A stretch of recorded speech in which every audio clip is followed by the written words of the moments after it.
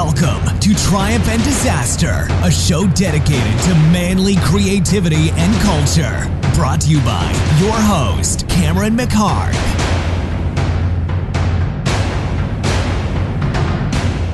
Hey guys, it's Cam. We're back. It's been a while. Got another episode of Triumph and Disaster here, and today I have Luke Wessman, who is a world-famous tattoo artist, a designer and influencer. He was a guest judge on Ink Master and Spike TV. He tattoos a lot of pro athletes and celebrities, and he was actually on the best-selling cover of Ink magazine of all time. It was his work on that. So, big tattoo artist and a super, super cool guy. Really, really a cool episode, and I'm really I'm happy to kick off this new year with him. And I've been away for a long time. Been away for months, and there's a bunch of reasons for that. And I'm thinking about maybe doing a couple episodes about that. I'm not really I don't really like to just talk, just me. That's why I usually don't have big, long intros and outros, I just like to cut to the chase. But there's some things that happened last year, some really, really big events in my life, and then I might do some short individual podcasts on that. And another reason, and it's sort of related to that, why I haven't done it in a while, is I don't really do this full time. I don't do this podcast. I don't make a living from it. I ask for, PayPal donations just to keep things rolling, but it takes some effort. It takes some time and money. And it takes time for me to put each of these things out. And so I don't always have the time to do it, but I would like to do more. And I'm doing this more because I love it. I believe, in what this is all about. And I have really cool guests on that I think it's something valuable to share. These conversations that we're having, I love to share them. I think you can get something out of them, at least as much as I do. At least I hope you would. And if you feel the same way, here's the deal. I'm going to set up a Patreon account. So it's going to be patreon.com/Triumph and Disaster. You can see I wasn't reading off a script. But it should be set up. It's set up most of the way now. So by the time you hear this, it'll be ready to roll. So if you go to patreon.com/Triumph and Disaster, you'll find the page. And so what I'm going to do there is ask for to become a patron. And I hope you guys do. And then maybe kick in $2 an episode if you feel like it's worth it. I feel like it is. And also I'll set up an option for a monthly, let's say it's $10, $10 a month. And so what I'm going to start doing is, I'll probably get you a Triumph and Disaster t-shirt, something like that. When you get to the site and look at it, you'll see what it'll be for sure. But I'll also offer live YouTube Q&As. So after we have our conversations, or maybe even during, I might YouTube live stream these things, the actual podcast. And then afterwards, after the podcast recording is over, I'll go ahead and have a live YouTube thing that you'll just be able to see if you're a patron, if you're a monthly member. So I'm going to do some things like that and some other special things that will just be for patrons of Triumph and Disaster. So the podcast will still be free. I'm just asking, to kick in a couple bucks for it if you feel like you get some value out of it at my Patreon. And then I'll have extras. I'll have Q&As and stuff like that with my guests and some other things that I have planned that you'll only be able to see if you're a monthly patron. So please go check it out. And here's Luke Wessman. Enjoy it. That's all right. Well, you can keep them on or off if you want. But we're recording right now, man. So Luke Wessman. We met 5 minutes ago? Yeah, hi. Welcome to Not even that? Private studio. This is the baddest ass place. I'm going to have to take some pictures for sure. Now, it's an undisclosed location. Though. Okay, I won't tell give the people address. Where it's at. Right. But there's it's a fucking, one of the coolest, it's like an artsy man cave. Yeah. It's not like a sports bar man cave. It's just a cool man cave. And it's through a secret fucking bookcase Anne Frank entrance. Yeah, just that's give it 2 feet thick. Give it something extra, It's in a big warehouse, so I had to have some flair in there. I used to have a huge flat screen up there.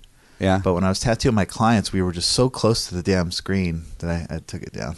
Yeah, it's kind of overwhelming. Yeah. And now you have Seinfeld on the background on that one. So this whole place, I noticed. So like with most other talks with other people, like I don't like. We just assume that people don't know who you are or what you do. Yeah. But Most people don't. So we'll bounce around all over the place. First of all, okay, so you're a tattoo artist, among other things. So yeah, I mean, I'll do a very official. My name's Luke Wessman. All right, we'll get official. I'm a tattoo artist. But what else? I mean, Art of the gentleman. Yeah, I mean, I do a lot of other things. Like I try to get my hands in as much stuff as I can. But I've been tattooing for about 18, 19 years. So I've been cutting people and leaving permanent marks on them for 19 years. But a better way to say it is I give people a way to express themselves in such a profound way, you know, by putting art on their bodies. And it, you know, could represent anything from a death to a life to a job to a favorite team. I mean, there's just so many reasons. So not to make it sound like I have such an important job, but it is an important job, you know, translating somebody's, you know, emotions onto a piece of art onto their body. Yeah. So I've been doing it almost 20 years. Landmarks in their lives and that sort of thing. It is kind of, it can be like kind of a spiritual thing for people, right? It really can. It doesn't have to necessarily just be like somebody who's drunk walking in and say, "Oh yeah, you know, put an anchor on my arm or whatever," you know, old school, you know. I mean, there's that too. Those were so fun. I mean, to me, that's like that.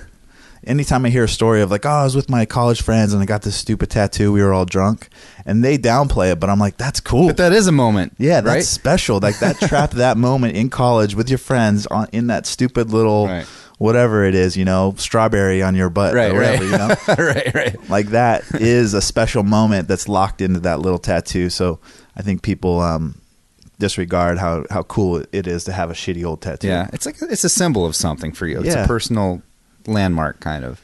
Yeah, and a timeline stamp, you know. Right. So like if I go through all mine, I mean my whole body is covered, and each one can take me back to a time or a place, a city, a country. Yeah. So there's a lot more to it than just a drunken night. Have you done any on your own self? I did a couple. Hard to do? You have on your leg? So the first night, I mean, I had a long apprenticeship where I waited about 1.5 years to actually have machines and tattoo after working in a shop for about 1.5 years, being like a helper and a go-getter. I want to hear about that too, for sure. But we'll get back to that in a second. Then. Classic traditional way to get into tattooing. So when I first got my hands on some machines and a little setup in my apartment, I tattooed the top of my knee the first night. Just kind of like that was the first one that you did was on yourself? Yeah. Holy shit, that was going to be another thing I wanted to ask. It's pretty big. I mean, definitely bigger than the size of a softball. Wow, so that's commitment. And I just, you know, it hurt, but I was so excited and I was young that it was just really cool. So the next night I did the other leg. So now and then I started another one right on the other side on the left leg. What are they? I mean, you're wearing jeans right now, so I can't. The first one I did was like a handshake, like a classic handshake. Just like two hands shaking and then a couple of really shitty roses around it. But is it from the point of view of like upside down? Yeah, I did I did it upside down. Yeah. I mean, if you draw the stencil and then you kind of lay it on there, you just follow the grid, you know. So and then you try to do some shading. And then the other one on my other leg is just an outline. It still hasn't been finished. I don't know. It may never. Really? Yeah. I mean, I started it, and it's just it's kind of cool in a way that you just the older you get, you know, the more they hurt and. The more it becomes a chore to finish a tattoo, then the excitement is wore off. My whole body, I've been beat up. I've been tortured. Was it? I always wonder with because I haven't really asked many tattoo artists, but like, sorry about that. So like the first time you do it on someone else, oh man, I would be shitting myself. I was. Like, I mean, that's a big deal. You don't want to. I was so nervous. I tattooed my older brother, who's a couple years older. So luckily, I was somebody I knew very well. But from doing it on myself and not really caring how it came out, just excited to like realizing how serious and permanent it is on someone else and then their blood. It was just like, it was heavy. I was like, I don't know if this is for me. I was like, this is really intense. I find that a really good sign that you took it that seriously, though. I think that's really cool, actually. Yeah. I mean, all these years later, I still feel that way. Yeah. Every time. Yeah. I mean, it's just, you try to be confident and casual, but it really is such a big deal every time for someone. For them, it's in most cases. I for some reason get a lot of first timers or a lot of people that don't have a lot of tattoos. I don't know if it's just my market or what, but I get a lot of actors and people that are just really selective on what they do on their body. So I try to remember how serious it is and not just be like, oh, I'm the shit, I've been doing this forever, whatever. Right. It's like, it's still very important. It's very important for them, I really respect that. I think that's super cool. You take Yeah. it that way. I think Yeah. that's super cool. And Yeah. don't you do like a lot of tattoo artists have sort of, I mean, you could do anything, but sort Yeah. of kind of genres, sort of kind of specialties that they kind of do in a way. Do you have one? I noticed that you do kind of a lot of traditional Yeah. kind of old school stuff, right? Yeah, so when I started the end of the 90s, early 2000s, it was still, if you were a tattooer, you had to be able to do everything that came in the door to make a living. It was before, maybe fast forward 10 years, and then selective art styles kind of became more prominent, where it was like, oh, this guy does this, and this one does this, and this only does portraits. Right. Like when you're in that street shop, before the internet, if a guy comes in and wants graffiti lettering, you figure out how to draw graffiti lettering and do it on them. If they want traditional, you do traditional. They want new school or biomechanical, you just figure out how to do it. So you become a more well-rounded tattooer. And now people really kind of find the specialty and go to their artists more selectively. But I still think a good artist can do almost anything. You can do anything. Yeah. But you tend to do more kind of old school, like sort of, I don't know, what would you like World War II era type? Yeah, type Sailor stuff? Jerry-esque. Yeah. I came into tattooing. I started getting tattooed in my friend's garage in apartments, and really wanted to look tougher. I was a skinny white kid around a lot of gangs, and so my ideal tattoos were anything prison looking. Okay. So I haven't been to prison, but I wanted to look a little tougher. Like lettering on the belly and stuff. Yeah, totally. Yeah. The neighborhood and Old English and whatever. Right. So that was my goal, to see how, it was armor. I kind of like to explain it as like I was trying to get armor, for where I was. Yeah, that makes sense. And so I was really interested in black and gray and fine line and LA style. And but then I found my way into actual tattooing in a really traditional shop, a really famous old school shop. It was called Lucky's. Where's that at?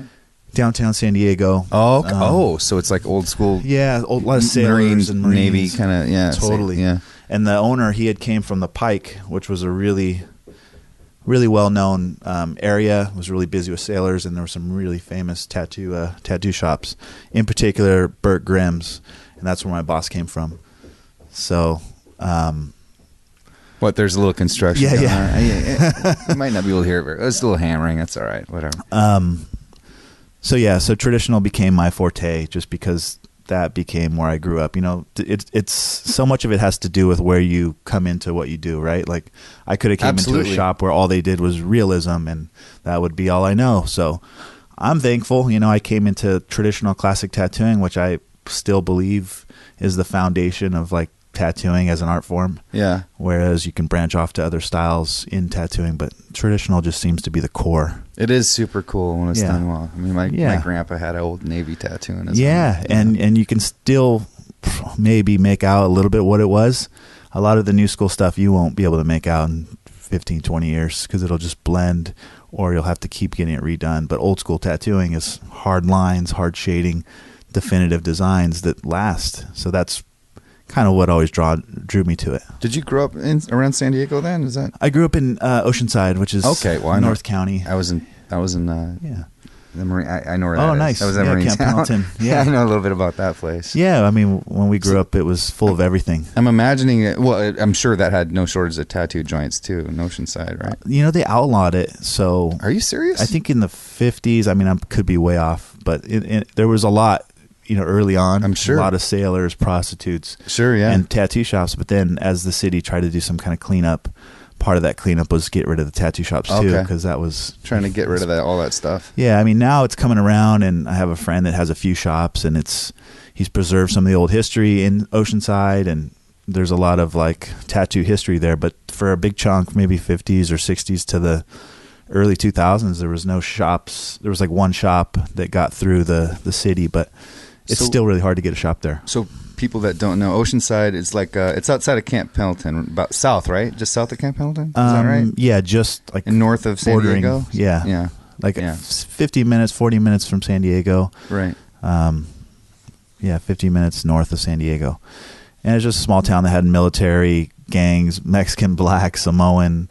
It was maybe 150,000 people, but just a mix, a great mix, working class. Yeah.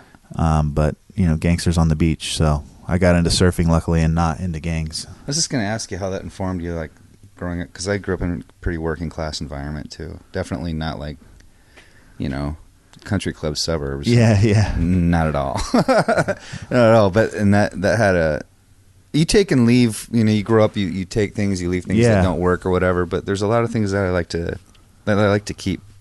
Yeah. From the friend, there's certain I don't know. You tell me, but I had like. I feel like there's a certain loyalty with friends, like to this day, that I still have. That's different from any other economic class. I think I'm assuming, in a weird way. It's a weird tightness, like a weird. It's totally. Like that's what you have. You have loyal. You know what I mean? Yeah. That was your currency. So it kind of your exactly loyalty and your respect, and it kind of just that sort of thing just kind of has informed me and kind of almost been a voice in the back of my head my whole life, like to not let yourself. To keep your both feet on the ground, you know what I mean, in a certain way. Yeah, that's a great point. I mean, growing up like that, I have found that the people that I've grown up with in that era, in that place, I definitely have a certain set of standards and morals that maybe I haven't ran into in other places like Miami or New York or. I mean, I'm sure there are people that grow up together. They have their own bonds, but. There definitely was something in the water where it was like the code, right? Like you kind of like respect the code of friendship and loyalty. And, that's right. Yeah. And you carry it on throughout your life. Yeah. It's good stuff. Yeah. I think so. Yeah. I think so. And so so speaking of that, part of this whole podcast actually has to do with this, ironically, in a weird way. Like, I mean, I knew, like, for example, I wasn't going to stick around. Probably it wasn't really offering what I wanted, what I was all about. Like if anybody's like, let's say they're working like construction jobs or whatever. And that's just not what I do. It's not what I just doesn't. Yeah. I can't. It's not my thing. It's Wait, not my what thing. City? What city was that? I grew up in Everett, Washington. It's like 20 miles north of Seattle. So it's like on the water. It's like there was like a pulp mill. People work at Boeing, build airplanes, and it's basically shit like that. Yeah. Blue collar. It's very blue collar, and I love it. But I mean, it's just like I kind of knew that I just wasn't going to stick around. I think my friends knew it too. And it's a part of me that never goes away. I have 1 foot here, 1 foot there, kind of a thing. You still have family there? Or? Yeah, mom and sister and buddies. Still have friends there, but what I'm getting to is.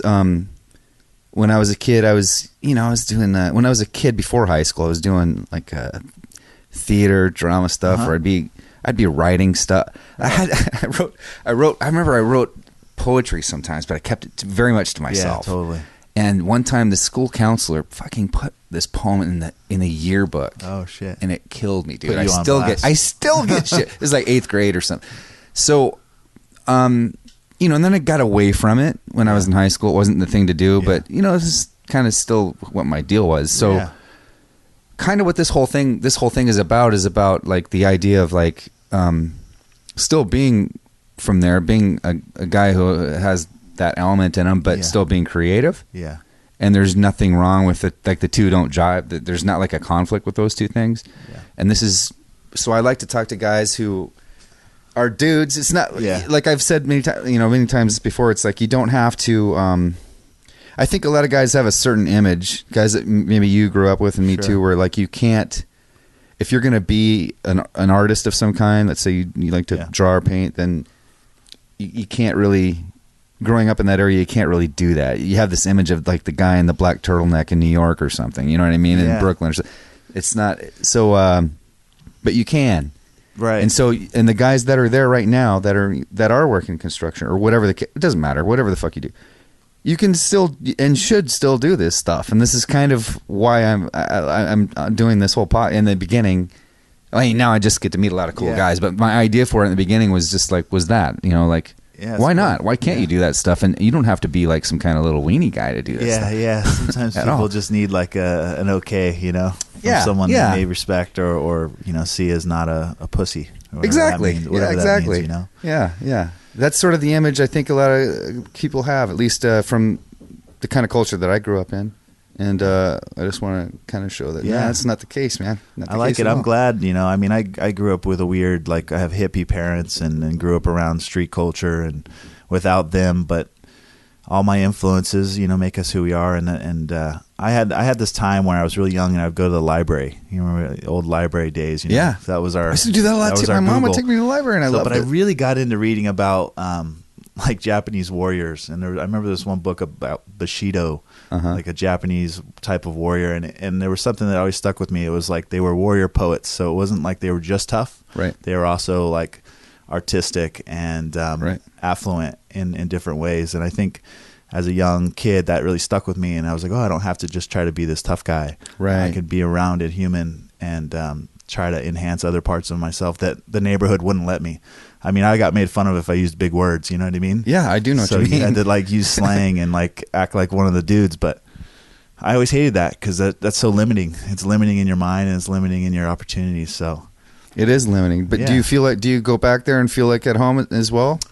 unfortunately, I haven't been back enough. But Do you not have a desire to? Or you I just been traveling. I Yeah. lived in Miami for 5 years and was working there longer than that, and then lived in New York for 6, and just been gone. Yeah. So I just got back into the area a couple years ago, and had a big back injury and all kinds of shit. Life just took me, my path kind of wiggled around, and I saw something about that on your Instagram about you had a surgery or Yeah, something. You don't have to crazy. talk about it if you don't want to, but no, I don't mind. I mean, it was one of the biggest moments of my life. Spine surgery, pretty heavy. It is. Just from leaning and sitting and tattooing for so many years.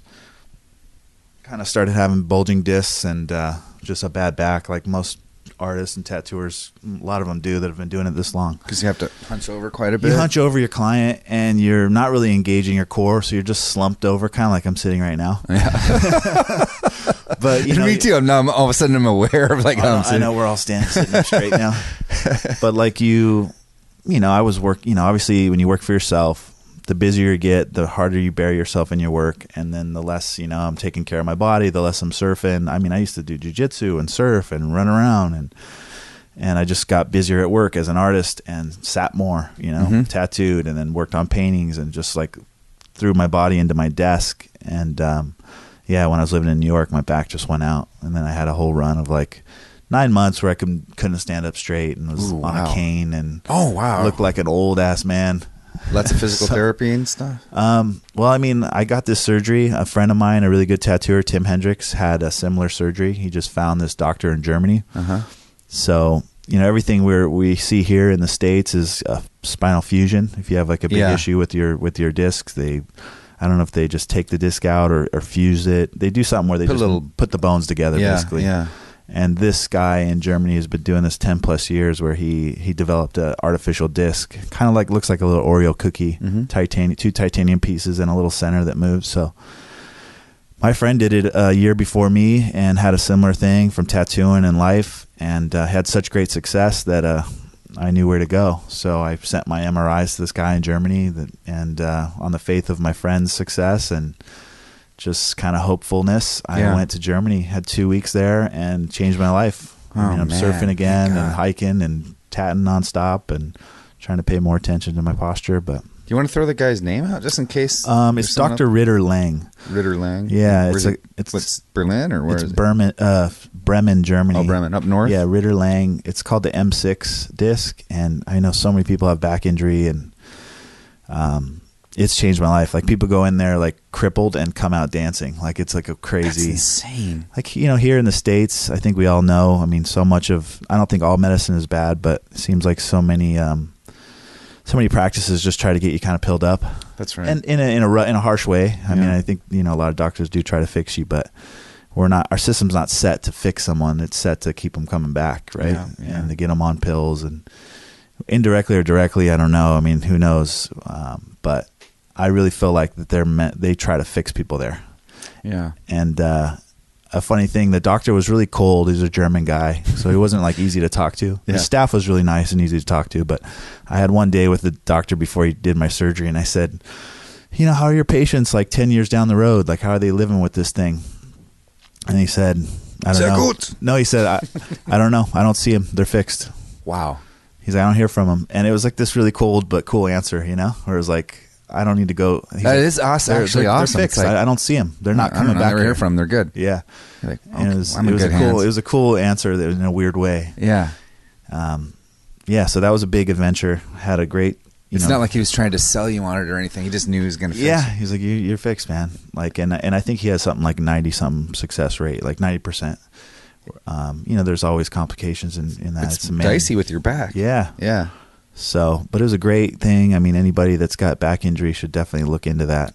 Ritter Lang. Yeah, Dr. Ritter Lang, the M6 disc. It's like life changing. He's like one of the only guys that's doing whatever the specific. There's a couple procedure is. countries that do it. Yeah. So Spain is another one. They do it, and then Germany. I don't know if there's other places, but those are the two that I heard of. And a few of my friends have now been to this doctor and have had success.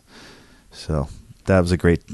I always say it was like my first real vacation. When you work for yourself, you're just hustling, Yeah. I've done that many where I travel, and I'm traveling, which is cool. Yeah. But I'm like always in cabs or going to meetings or something like that. Working. And so this one, although it was for an injury, I was laid up. I was watching Netflix. I had It made you actually relax. I was like, I'm relaxing. It's such a weird way to look at it, but I was like, I had a great time. And have you had a different outlook on life since that? You said it changed your life, but now you're just like you're not buckled anymore. Well, now I'm just trying to like watch my posture, pay attention to my health again. Are you trying to get back into surfing and jiu-jitsu and that sort of stuff? I've been surfing a little bit. Have a crazy surfing knee injury, so jiu-jitsu has been a little hard just because I can't bend. I lost range of motion. I hyperextended at surf. I'm getting old, man. I've been living. Yeah, well, I mean, it happens. So as much as it's bummer, it's like at least I've been doing shit. Yeah, it's war scars. Someone's got a cool quote about going to the grave. Like they don't want to go there all pretty and healthy. They want to go there scarred and like slide in. I like it. Oh yeah, I know. I've heard. I know that quote. Like that, yeah. It's some big writer. I forget who that was. Or yeah, somebody. And I'm like, all right, that's me. I got some scars. I've lived. I've traveled. And I'm only halfway there almost. So I got some more scars to get. Well, speaking of the jiu-jitsu thing, this whole it's like a compound of cool shit.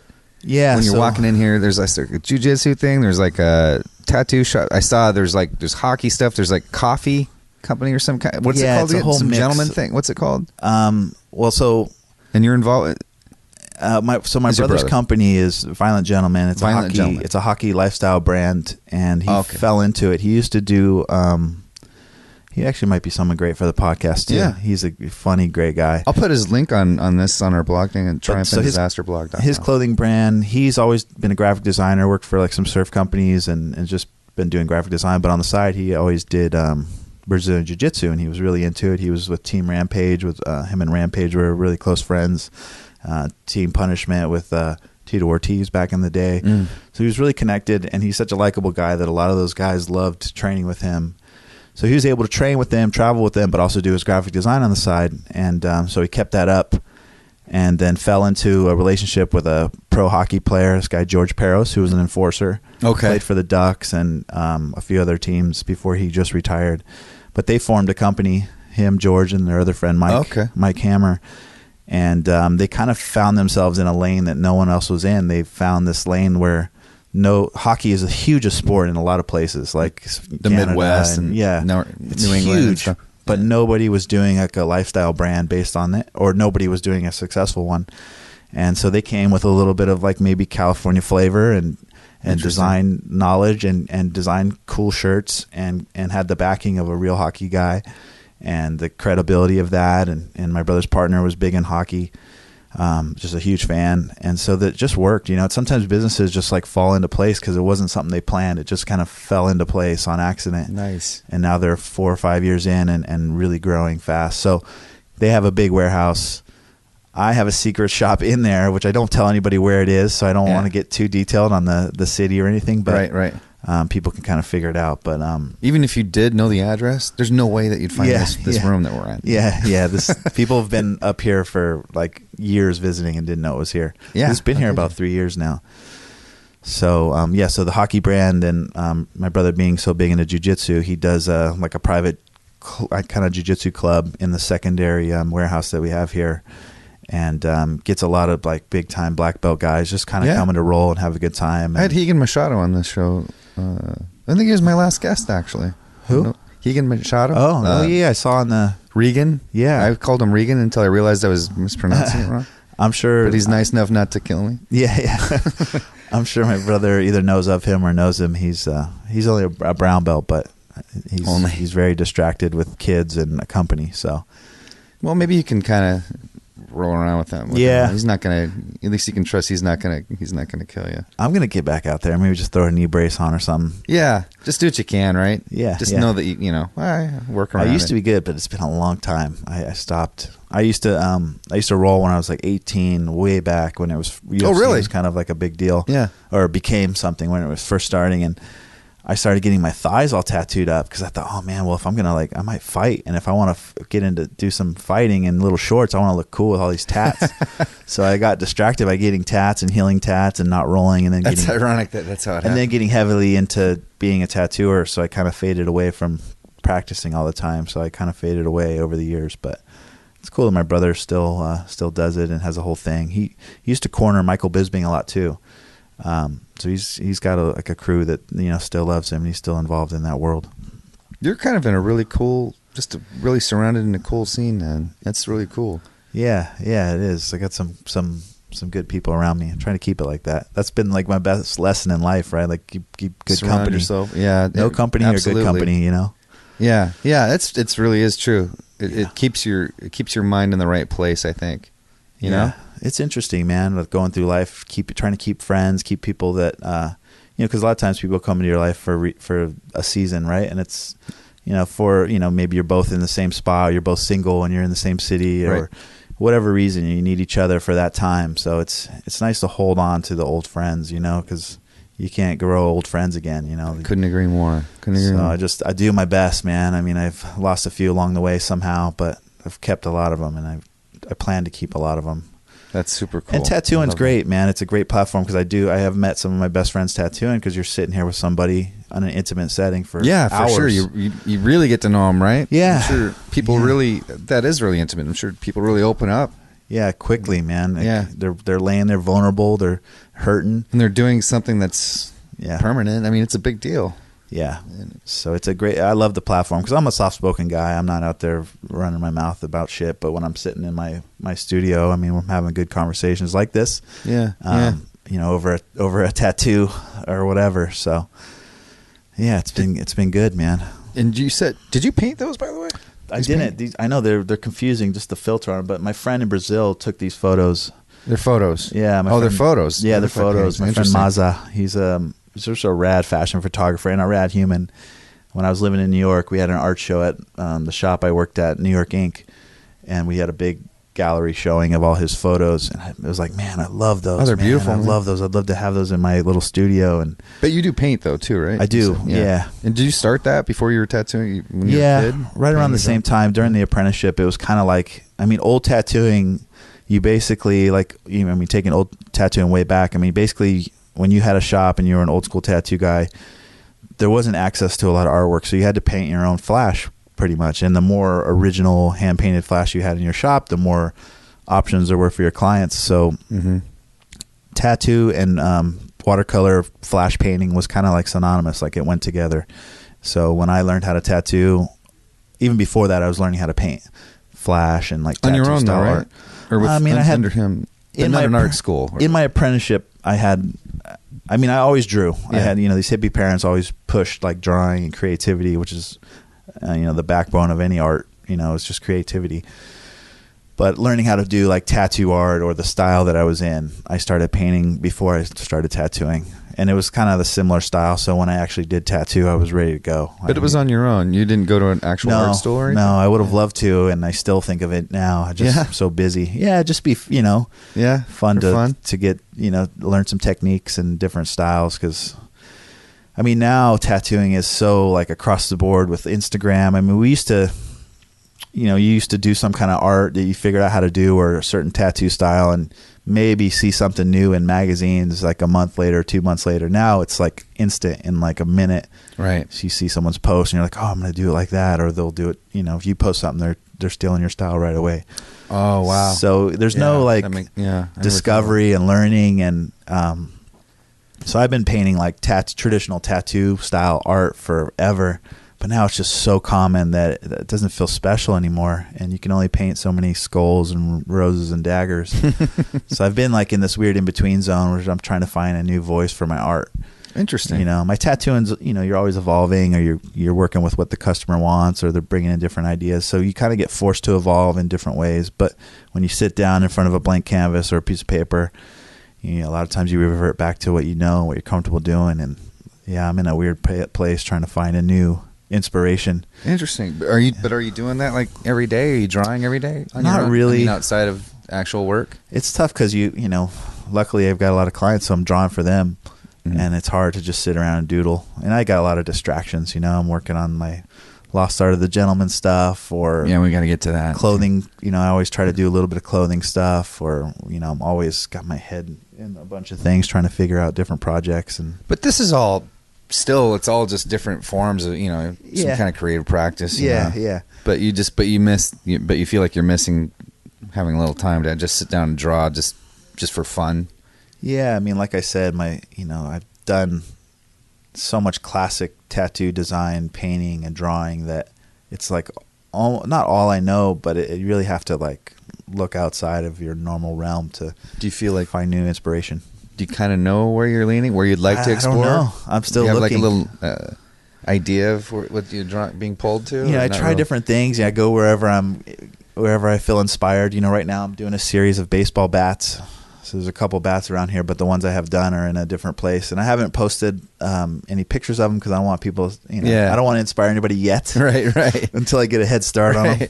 So I got a couple done, but, there's so much cool stuff out there now. It's like I'm just trying to figure out what pulls me in as far as like finding new avenues of art. You're just keeping your eyes and ears open. Yeah. And then, I always like clothing and clothing design. So I'm working on more clothing stuff. And does that have to do with Lost Art of the Gentleman, the clothing stuff? I built Lost Art of the Gentleman, and it was only just like a blog. It was just like an Instagram account, and it grew enough that I was like, oh, I have something here. There's people that are interested in this and that think like me. It is Instagram account, but it's just an Instagram account, right? Yeah, it's not that's a website. all it is Instagram right now. Account. Yeah. And it's been for, 4 years or more maybe. And it's cool because I kind of built a brand without a product, or maybe the product is just the message, and it's kind of cool. Because it's such a foundation of like solid people that are just interested in someone else that thinks like them when it comes to like manliness or adulthood or morality or integrity and all those things that you just talked about before. Yeah. What was it that made you think of doing that in the first place? What inspired you to actually say, I'm gonna make an Instagram account about this? It's like, you writing the poetry, back when you're a kid, you kind of go where you're led. And I just, when I was living in New York, I had been in some long-term relationships. And then I was single in New York, and it was just like women everywhere and excitement, nightlife. And so I was dating kind of a lot, and just kind of like was feeling the vibe of the dating and how wild it was and how promiscuous everyone was. And, New York's full on, it's everything heightened. So, just how disposable everyone was to each other. And, Tinder had just came out. I didn't get to use it or anything, but, just disposable dating where you're just like, the full-on I emptiness. like this person, maybe I like him a little bit, maybe we'll sleep together, and then, go on to the next one or whatever. And that was just kind of inbred, and I just was like, oh, well, this isn't really me. And I started posting kind of like gentlemanly things on my Instagram, but also like kind of like really nervously because I knew my friends would just be like, yeah, that's corny, or like the same thing you were kind of worried about when your poetry got thing. You're just like, that's not cool or tough, right? You're not posting a pit bull in a lifted truck, you know what I mean? And but I was like, this is me, this is my voice, I like this kind of stuff, this is how I feel, and I'm going to be honest with my output. And so I liked it, but I also didn't want it to, I wanted to make it live somewhere outside of just me, It was like not just Luke. So I made its own thing, its own page, and started just feeding it, and it just grew. And it was great. So, but you're mentioning things about integrity and some other things about this thing. So this is like, this is a thing I think is really more important right now maybe than ever, because of really now more than ever with all this shit that's been going down with all these crazy Weinstein things and all this stuff and all these accusations flying around everywhere. I mean, you got to assume most of them are true, but I mean, you got, well, that's another subject. I mean, the point is there's a real backlash against masculinity in a generalized way that I think is kind of dangerous and bad in a way. You know, this toxic masculinity term, I hate it. I hate it. I think it's dangerous, and it's over the top, and it's overgeneralized. There's a reason why it's there, because there's this kind of shit going on. But like what you're doing with this thing is showing what it's really about. Yeah, you know, the under the surface shit, right? Like, it's not about being some kind of bravado asshole guy. It's just, but there's something there that should be preserved and should be, kept alive, right? There's the classic chivalry, and now the definition, and like even there was a good Curb Your Enthusiasm episode about him holding the door for someone. He was like reading the person. He was like, is this person going to get offended? Is this woman going to get offended if I open the door for her? And like. Yeah. It's a tough time. I think it's a great time because it's going to clear all the bullshit. I mean, the guys like Weinstein, and like there's going to be a lot more of that. Yeah. Because I feel like every man in that generation with power was, most of them were, abusing it when it comes to that kind of thing because they could. Yeah. But then the question arises of like, how much accountability do you hold someone for 20 years ago? Yeah. For a boob grab? That's a whole. No, you're right. Or like, but I mean, it goes to extremes. Like somebody giving somebody a hug or something like that. It's like,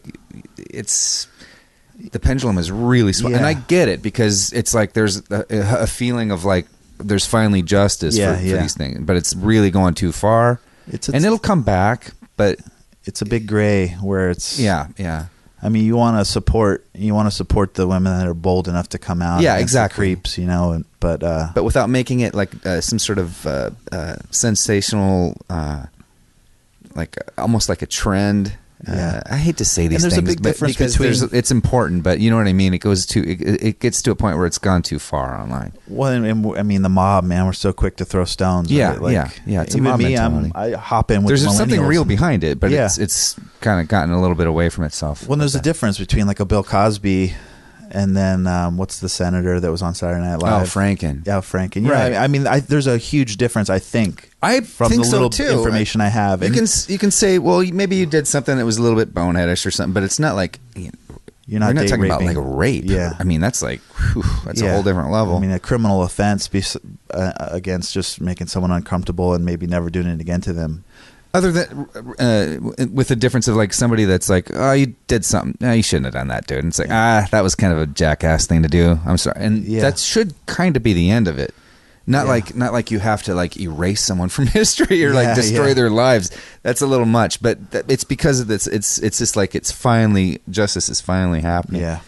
But anyway, so behind that whole pendulum swing, old school virtues of manhood or masculinity should not be considered toxic. That needs to step forward a little bit, or at least be highlighted. Like, hey, wait a minute, these qualities need to survive and step up, maybe a little more than ever. Maybe. I mean, there's some there's great attributes of a man, right, versus great attributes of a woman. Of course, femininity and like all this beauty that a woman is. There's like men need to be able to flourish as as the whatever that means. The definition is blurry, and it's very blurry now. Right. But you know, Steve McQueen versus there's just a lot of shit that's confusing everybody. But so anyway, my Lost of the Gentleman thing was always for me a way to define what I thought a gentleman was, and it wasn't just a suit, a mustache, and like if you look at a lot of blogs that are gentleman blogs, right? 75% of what they're showing is like chicks, yachts, watches, cigars, and like these very basic versions of like kind of stuff. Man shit, right? And to me, I just thought that's so corny, you know. And then coming from an unlikely source, a guy like me with the beard and the tats and a big guy and a very, I don't know if I could say classic man look, but you know, man, you know, there's no question on the pendulum where I'm at. I'm a very masculine looking man. Right. So I like the idea of promoting the values that I thought that I've gathered that I thought were a gentleman beneath the basics. Shit. Yeah. I think that needs to be highlighted now more than ever. You know? Yeah. It's not all bad. It's not all bad. You know, people need to be careful of that. It shouldn't just all be like lumped into this toxic term. I mean, that's a little much. But I mean, along these lines, I mean, it's all the conversations are good, you know, just to open up the conversations, like this whole new era of this dialogue. It can be uncomfortable, but it's good. You know, that's how things change and grow. I mean, even politics, right? Like I grew up in a world that it was like taboo to talk about politics. Couldn't go to the barbershop and talk about politics. Can't go here. And man, I think as a contributing member of society, we all should talk and discuss politics. We need to learn how to. It's harder now than it used to be. I think, by far. It's cut and dry, one side or the other. Yeah, and venomous, man. Like, I actually really enjoy talking to someone that has totally opposite views, as long as, you know, because I like to understand. I can usually understand where they're coming from, you know, and I might not think that the way to get there is the way to get there. Yeah. But I respect, you know, when someone can actually really, they know why they believe in what they believe, and and it's not just some weird knee jerk, you know, tribal cult-like adherence to a political party or something, but someone that can just really tell you why they think it is. I think that's fascinating. I think we need to learn how to get there with people now. Uncomfortable things now. Yeah. There's another quote. I don't know who said it, but it's like the aim of an argument or a discussion isn't to win or lose. It's to have a better understanding on the topic. Yes. And that's like right there, man. Like, I mean, the great thing about tattooing, I mean, I'm tattooing in Texas and I'm tattooing a bunch of people that voted for Trump, and I personally didn't, but I want to treat them with 100% respect and also kind of wonder why. And it's just like anything, you don't want to be an extremist, right? Like one of my best friends voted for Trump, and I'm couldn't be more against the guy against Trump, but we're best friends. You know? You can't lose your friend. I mean, there is a lot of moral issues with with our current administration, but yeah, I mean, you got to just work with your friends. You can't just cast them out because they're in something else, man. You know. I couldn't agree more. A lot of people are losing friends over it, and I don't know. It's an interesting time, but I think dialogues are great. I think the more we can have some without pushing our personal and listening. It's funny because I even like right now, I had no idea we'd be veering into this kind of stuff. No, really. And I don't really normally like to talk about politics but we're not really talking about we're talking about something bigger, a little bit wider. Yeah. It's not about understanding. Specific. Yeah, exactly. Yeah. Empathy. Like empathy, I think is like something that we all could use a lot more. And that's just putting yourself in someone else's shoes, right? Like, that's right. It's like everybody that, you know, voted for someone else isn't a bad person. They just saw things way different. Their road led them to a different kind of point of view. Yeah. Empathy is a good one, man. It's forgotten. But, you know, we're all fucking clouded with consumerism and craziness. Like our minds are just overconsumed. So it's hard to just sit down and have open ears and an open mind in a conversation with someone that, you know, opposes you. Well, a conversation is like what we're having is different from what people say it's a conversation, but it's actually something on Facebook.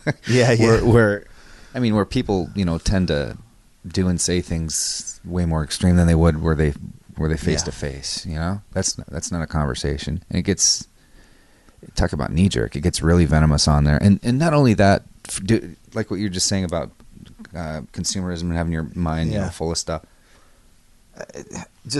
Dude, more than ever. I mean, you hear people talk about it, but I think it's so important to step away from that stuff for a while. To not, I mean, I'm guilty of it myself. I can feel bad for entire days just by like going online and taking a look at some of the shit that I see on there, you know, or just like not even stuff that people write, but just post these things that they post about things, just this ideological stuff and this, it's just so nasty and like it makes me feel hopeless. You know, when I see the attitudes of people and things that people do. So, yeah, man, it's all about, I mean, trying to have a real conversation, trying to have empathy, you know, it's so easy to just throw something out there or to hide behind a keyboard and, you know.